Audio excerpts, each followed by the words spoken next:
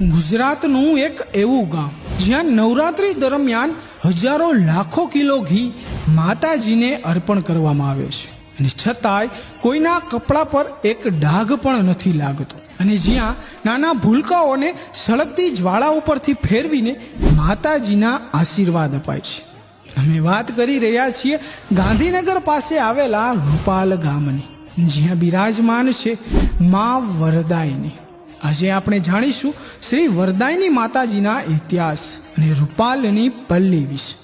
ગાંધીનગરથી માત્ર 13 કિલોમીટરના અંતરે આવેલું રૂપાલ ગામ મા વરદાયનીના ધામ તરીકે પ્રખ્યાત છે। અહીં આસો સુદ નોમની રાત્રે એક એવી દિવ્ય ઘટના બને છે જેના સાક્ષી બનવા 5 લાખથી પણ વધુ ભક્તો ઉમટી પડે છે। આ ઘટના એટલે માતાજીની પલ્લી। લોકમાન્યતા પ્રમાણે વરદાયની માતાજીની પલ્લી છેલ્લા 5